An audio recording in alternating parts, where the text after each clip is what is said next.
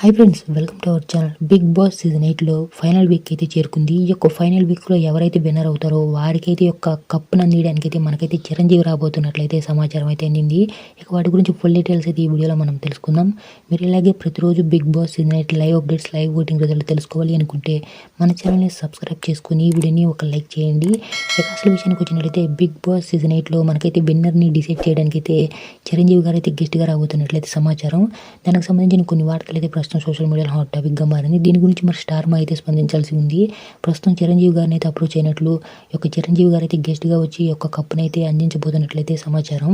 ఇక అదేవిధంగా voting result మనం కనుక చూసినట్లయితే ఈ యొక్క ఫైనల్ వీక్లో ఓటింగ్ వచ్చేసరికి మొదటి స్థానంలో నిఖిల్ అయితే కొనసాగుతున్నారండి.